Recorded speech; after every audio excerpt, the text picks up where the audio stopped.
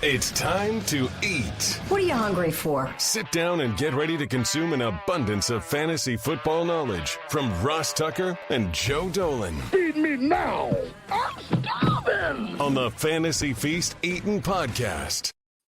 Yeah, let's eat, baby. It is the Fantasy Feast Eatin' Podcast, presented, of course, by DraftKings. I'm Ross Tucker, former NFL offensive lineman. This is the show that's so nice we do it twice. Already did episode 1. Hopefully you already listened or watched that. YouTube.com/Ross Tucker NFL to the Thursday night game and all the Sunday 1 o'clock games. Now we dive into the Sunday late games. Sunday nighter, Monday nighter, with my guy Joe Dolan at FG_Dolan. Joe, we start with the Jaguars getting frisky against the Chargers, who have some injury concerns. Yeah, I thought Trevor Lawrence looked great in that game. Probably the best he's looked in the NFL thus far. There's a couple of things to point out here. Christian Kirk is the wide receiver 8 by fantasy points per game, and it's not a fluke. He's seen 26.5% of Trevor Lawrence's targets so far this year, and by Scott Barrett's expected fantasy points, he's 16th. So Christian Kirk is a weekly starter right now. I'd expect him to be a solid wide receiver 2 this season based on usage. Now, I think one of the reasons James Robinson blew Travis Etienne away in that game on snap share is because the Jaguars led it from the outset and didn't need to catch up. They didn't need to throw. Etienne probably would be the back if they're in a hurry-up situation, and I would expect there's probably going to be more of that opportunity here against the Chargers. But I think Robinson's a decent RB2 right now. It is a slight concern for me. And I never like saying, if you take away the good plays, this player was bad. But he had 23 carries for 64 yards in week 2 rather. He was untouched on a 37-yard touchdown. Basically, the Colts just let him go right up the middle. And on his other 22 carries, Robinson gained 27 yards. So that is a slight concern. I do expect to see more ETN this week for the Jacksonville Jaguars. Meanwhile, for the Chargers, we have, obviously, Ross, we're recording this on Wednesday. You guys probably know more information than when you're listening to it. Justin Herbert and Keenan Allen. What are the statuses of these two guys? It certainly affects how we look at the passing game. If one, or obviously if Herbert's out, that's massive because Chase Daniel's the backup quarterback. How we view guys like Josh Palmer, how we view guys like Mike Williams. One thing to throw out there with the Chargers, though, Austin Eckler's snaps and routes and carries are all down from last year. It is a concern for me right now. The good news is they've run 12 plays inside the 10-yard line. He's been on the field for 9 of them. The touchdowns just haven't come yet for Eckler, but the usage is down, and Eckler suggested before the season that might be the case. Ooh, that is interesting. Rams are in Arizona to take on the Cardinals. Yeah, Rams are laying 3.5 here. That opened at 2.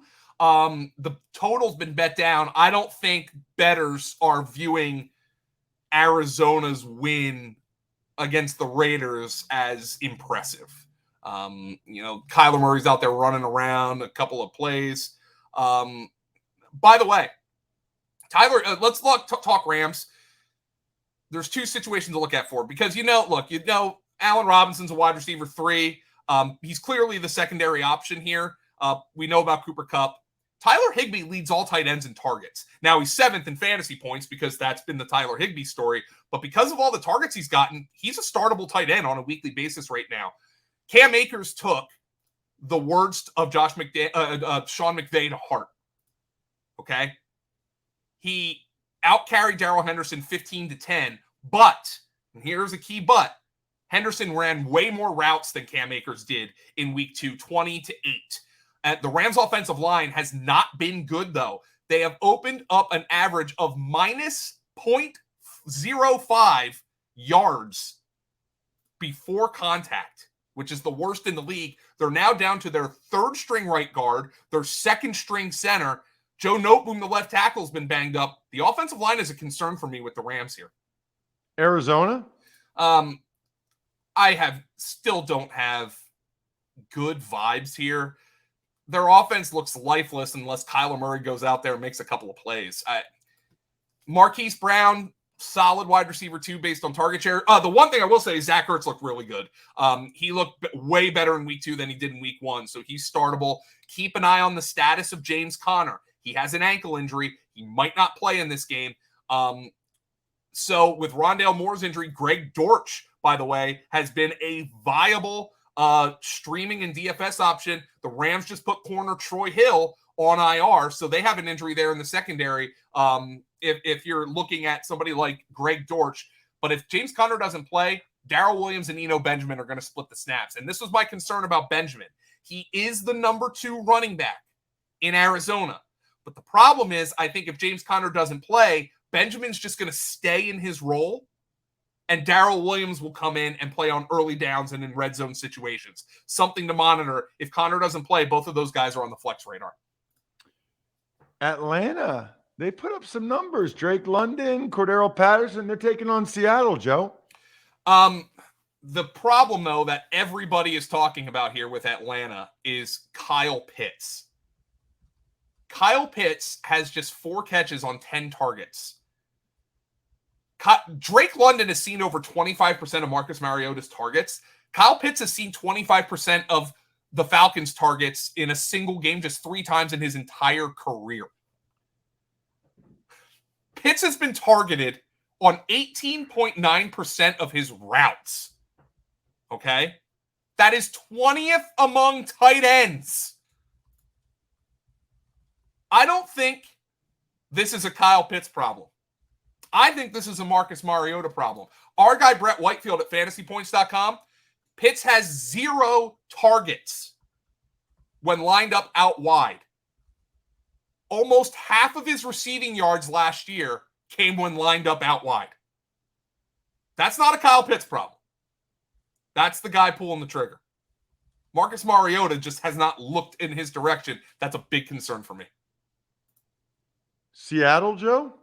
Oh boy. Well, here is the problem. Now, I think with Seattle, you kind of just have to suck it up and play Lockett and Metcalf because they're the only 2 receivers who are worth anything. The backfield, though, is a nightmare. This team is not good. Let's put it this way. I think Rashad Penny's a better play this week because the Seahawks are actually favored in this game. But here's the problem. Kenny Walker rejoined that backfield as he recovered from his hernia, and he played in that backfield. Now, one of the reasons I like drafting Kenneth Walker this offseason was Rashad Penny's got the injury history. Walker's a superior talent. Well, here is the problem. They were behind the entire game against San Francisco. Neither Penny nor Walker led that backfield in snaps. Travis Homer did. So if they're playing from behind, which will be often, they're going to have a 3-man committee led by Travis Homer. This backfield is way worse than I anticipated. Hopefully the Homer thing goes away at some point, but right now you can't trust any of these backs. Penny, I can play this week, though, because Seattle is favored at home. I just don't trust them. Green Bay, Tampa Bay, Battle of the Bays. No Mike Evans, we believe. We're waiting to hear the news on his. It was upheld. Adam Schefter tweeted a minute ago, upheld. He's officially out for Sunday's game. He's officially out. Here is where people are on the Buccaneers right now, and it's entirely justified. Ross, this total opened at 52. Aaron Rodgers is going against Tom Brady. That's going to be back and forth. Opened at 52. It has been bet down to 41.5. That is huge. That is huge over-under movement. Obviously, Mike Evans being out is a factor there. We don't know yet about Julio Jones because we record this on a Wednesday. I do not anticipate that Chris Godwin will play in this game. So you're going to have Tampa Bay out there throwing the ball to Scotty Miller, to Brashad Perriman, to Russell Gage. They signed Cole Beasley to their practice squad. They're in a bad way. The offensive line is very banged up. I mean, the only guy I really trust here, I have to say, is Leonard Fournette. I mean, you can take a dart throw. Scotty Miller led Tampa Bay in targets, by the way. He had 8 targets. Russell Gage had 6 targets. Brashad Perriman had 5 last week. But, man, for a team that has the wide receiver talent they do, Brady is going to be thrown to a riffraff group if Julio Jones can't play in week number 3 here against Tampa. Against Green Bay, rather. Yeah, so the Packers. Here is another squeaky wheel who got greased. And greased not like the mob term, but like, greased as in like, they gave him more touches. Aaron Jones. After week 1, the Packers lost to the Vikings. Matt LaFleur, quote, "Anytime Aaron Jones comes out of a game with 8 touches, that's not good enough," end quote. So what happened? Well, he got 18 touches, and he scored 2 touchdowns, and he had over 160 yards from scrimmage, 170 yards from scrimmage against the Chicago Bears. Aaron Jones is the best player on that offense, not named Aaron Rodgers, and it would behoove them to get him the ball as much as humanly possible. The wide receiver position for the Packers right now is gross. No player had more than 4 targets in week 2 against the Bears. Only Sammy Watkins had more than 3. I would expect Alan Lazard's share is going to go up, but right now it's kind of Lazard. I don't trust Sammy Watkins. Nobody trusts Sammy Watkins. It's kind of Lazard or bust for me in that receiving group right now. Wow, man. Before we get to the Niners and the Broncos, which is a very interesting game, I want to let everybody know about something that interests me. AG1, Athletic Greens, Health. I like eating good tasting food. A lot of times that's not vegetables. So I get a ton of adaptogens, high quality vitamins, minerals, whole food source superfoods, and probiotics from my AG1 every morning. It's a small micro habit with big benefits. It's one thing you can do every single day to take great care of yourself, costing less than $3 a day. They've got a ton of 5-star reviews. And to make it easy, Athletic Greens is going to give you a free 1-year supply of immune-supporting vitamin D and 5 free travel packs with your first purchase. All you have to do is visit athleticgreens.com/feast. Again, that is athleticgreens.com/feast to take ownership over your health and pick up the ultimate daily nutritional insurance. All right, Joe, we obviously have news for San Francisco. Really, both these teams are interesting. But who benefits or is hurt the most by the Trey Lance injury? Trey Lance is hurt the most. And I mean that like literally and literally and figuratively. When I was saying in draft season, when the news came out that the 49ers were keeping Jimmy Garoppolo, I said that parachute almost makes me feel better about Ayuk and Debo and Kittle, and just knowing that if Trey Lance isn't performing, that there's a really good option on the bench for the 49ers. And now this is not how I wanted to see this happen. I wanted to see Trey Lance play in actually decent football conditions. I know the weather wasn't great in San Fran, but it was way better than in Chicago. I wanted to see Lance play in decent football conditions, and unfortunately that wasn't the case. And I feel really bad for him.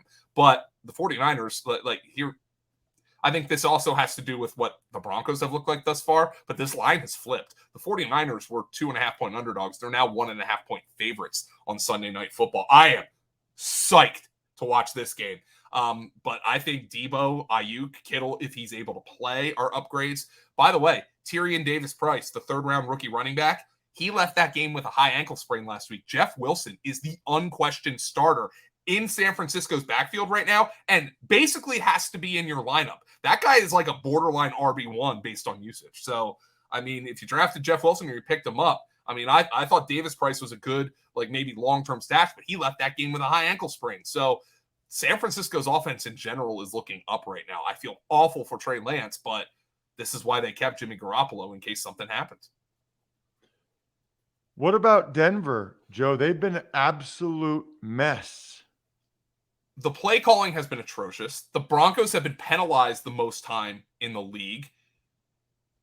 25 penalties for the Broncos. That's the most they've been penalized in their first 2 games in the franchise's history. No other team's been penalized more than 18 times. So the Broncos are lapping the field there. I mean, it's unbelievable. The red zone, Denver has gotten into the red zone 6 times. They have 0 touchdowns. A total of 21 other teams in the NFL, this is per Graham Barfield in our stat pack, have 6 or more red zone drives. Those offenses have scored a total or an average of 4.3 touchdowns. Now, some of that is bad luck, but a lot of it is bad play calling. Denver has been atrocious thus far. We also have an injury issue in Denver because we don't know if Jerry Jeudy is going to be able to play this week with a shoulder rib injury. And unfortunately, this is a Sunday night game. So if he's a game time decision, you're going to have to pull him out of your lineup before that. The one thing that's clear to me is Javonte Williams is freaking awesome and continues to be a solid RB2 with RB1 upside, but Melvin Gordon's still involved. Russell Wilson hasn't looked all that great to me. He sure as heck didn't look good against the Texans last week. I think a lot of that is play calling issues. Nathaniel Hackett, man, he better hope that those baffling decisions don't come out in another primetime game because, oh boy, this is as badly managed a team as I've seen through 2 weeks in quite some time. Last but not least, the Cooper Rush Cowboys against Daniel Jones and the undefeated Giants, neither one of which, Joe, is exactly lighting it up. Yeah, I mean, look, Cooper Rush got the win against Cincinnati. He deserves credit for putting them in that position at the end of that game. 19 of 31 for 235. He didn't turn the ball over. But the defense won that game. We know the defense won that game. Micah Parsons won that game. Cooper Rush, man, here's his target distribution on 44 attempts. 13 for CeeDee Lamb, 8 for Tony Pollard, 7 for Noah Brown. Lamb got 11 targets and finished as the wide receiver 23 in week 2, so the light is on for him. But, I mean, the idea of, and I think a large part of this is Dak Prescott being hurt, but the idea of CeeDee Lamb has always been greater than the reality of CeeDee Lamb. So I'm starting to be concerned. Zeke looks better to me than he did last year when he was dealing with the PCL injury, Ezekiel Elliott. But for all those people who've been hooting and hollering about getting Tony Pollard more involved, well, they had their signature game in Cincinnati when Pollard was the Cowboys' best offensive player, quite frankly. So now Zeke Elliott actually played more snaps than he did in week 1 because the Cowboys were playing from ahead, and I would anticipate that to be the case. But Tony Pollard's going to have a role here, as he well should. He was their best offensive player against the Bengals in week number 2. Oh, by the way, Dalton Schultz, PCL sprain, Monday night game. I would not anticipate him to go this week, so could be a week or 2 absence for Dalton Schultz. Ferguson, the rookie tight end, would probably step into his role. Not sure I'd be picking him up for fantasy, though. What about the Giants? The Giants, I mean, that offensive performance against Carolina was bad. Carolina just happened to be way worse. Saquon Barkley has been on the field for 83% of the Giants' offensive snaps. That's the second highest rate among running backs. He has the second highest route share among running backs. In week 2, Kenny Golladay played 2 snaps. Kadarius Toney got 2 catches, turned them into 0 yards. Sterling Shepard leads this team in routes run and target share. He is the only wide receiver I can consider playing from the New York Giants because Daniel Jones loves him. The Giants are 2-0, and I might be totally dumb to say this. I don't know how impressive a 2-0 that is. I thought it was a good win week 1 against Tennessee, who then just got their clocks cleaned by Buffalo. I loved Brian Dable being aggressive. The light is on for Saquon Barkley, clearly, though he didn't have any of his real big plays in week number 2. They're at home on Monday night, but I'm not sure they're going to be able to move the football with alacrity against the Dallas Cowboys in this game. Ooh, good word, Joe. Did you tell somebody you'd get that in on the show or something? I did not. That's just part of my lexicon, Ross. Lexicon. Parlance, Look, you can get more of Joe at fantasypoints.com. Using the code 22Feast, you can get more of me at Ross Tucker NFL or us at Ross Tucker Pod. Plenty of good shows posted. Greg Cosell today on the Ross Tucker Football Podcast. Other than that, I'm stuffed. We're done. Good luck. Hope you guys have a great fantasy football weekend. Thanks for listening to the Fantasy Feast podcast. Make sure to also subscribe to the Ross Tucker Football Podcast, Even Money, Business of Sports, and the College Draft. All available at Apple Podcasts, rosstucker.com, or wherever podcasts can be found.